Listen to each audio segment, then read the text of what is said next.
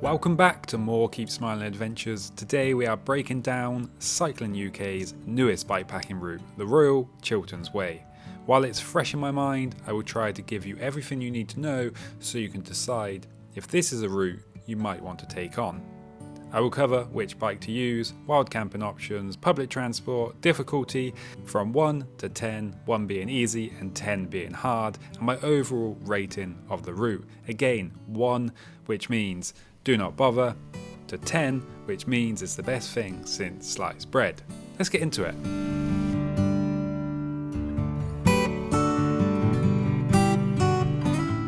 The Royal Chilterns Way is a Cycling UK bikepacking route around the Chiltern National Landscape. It's about 170 miles long and forms a loop made up of bridleways, canals, byways and a few quiet country lanes.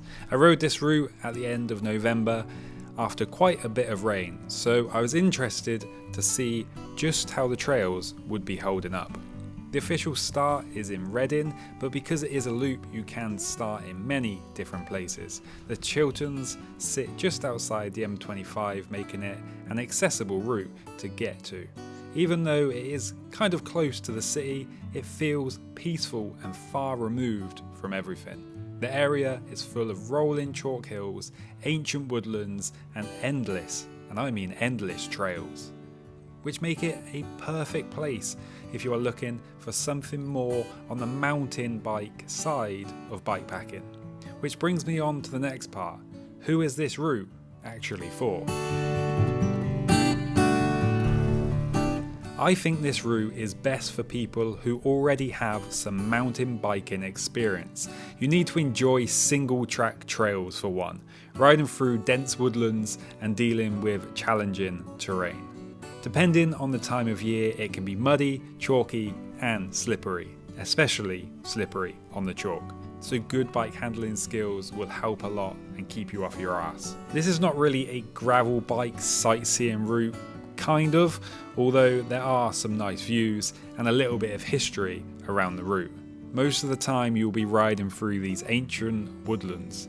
For that reason, I actually think it makes a great winter route, because the trees give you a bit of shelter from the elements. As long as you enjoy a bit of a challenge, it is a fun route. The terrain is never really flat though, and because it is mostly single track, you need to stay focused, so it can feel a bit more tiring than some other routes created by Cycling UK.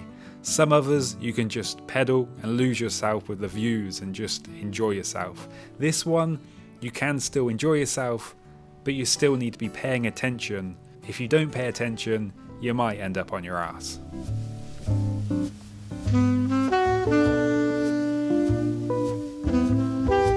I rode this on a flat bar gravel bike with 50mm tyres and a 38 chainring with 1146 gearing set up on the back. It handled the route well and there was not much I could not ride, although a few sections were right on the edge of being fun because it was very wet and slippery.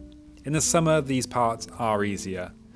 I would not personally recommend a drop bar gravel bike for most people unless you are riding in the dry and are already comfortable on rough trails. To get the best experience for this route, a good hardtail mountain bike is the ideal choice. The position is better suited to the steep climbs and single track descents. No matter what bike you take, expect the occasional short hiker bike, and there are a couple little steps and stuff along the canal which you will need to get off to push your bike over. They never last for long, but they do pop up. Also, get the easiest gearing you can to minimise the hiker bike.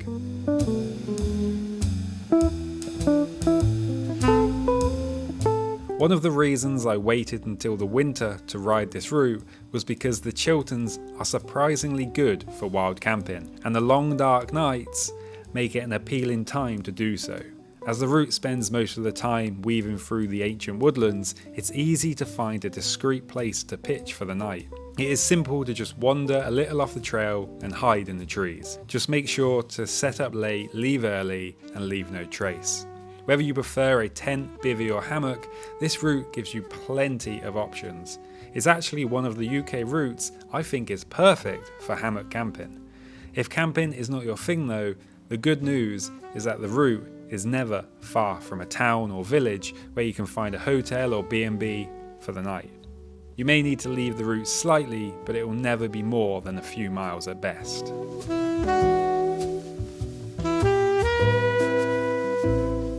Being a loop, there are lots of options for where to start this route.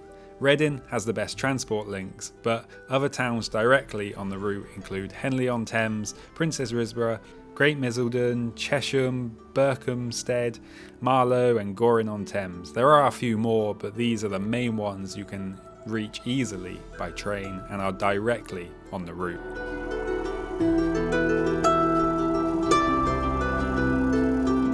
Difficulty always comes down to personal experience, but I think this route is best for people who already have some mountain biking experience. The trails are not overly technical, meaning you will not find rock gardens or big drops or big rocky climbs or descents, but they can be muddy and covered in fallen leaves, or worse, slippery chalk.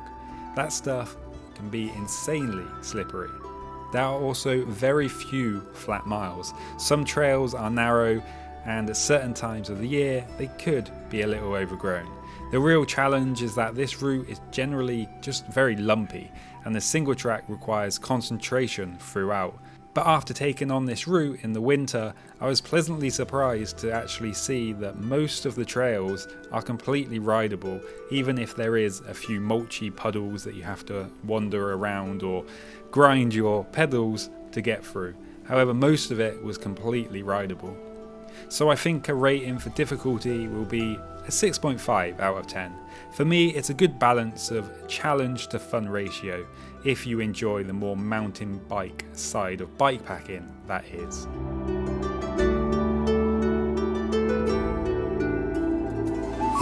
This route overall is a great ride, and the Chilterns is a really fun place to explore, from its stunning views over the rolling countryside to the endless single track bridleways. For me, I first cycled here maybe 15 years ago and I loved it then, and I still love this place now. It's a route that isn't for everyone, that's for sure, and you will definitely be someone who enjoys the mountain bike side of riding to enjoy this one. But for me, it's a solid, fun route, and I'm going to give it an 8.5 out of 10. But if you're not into mountain biking, this probably isn't your route. If you enjoyed this video, found it helpful, then consider subscribing and liking the video. If you want to download this route or others like it, head to keepsmilingadventures.com. And until next time, keep smiling, enjoy the adventure.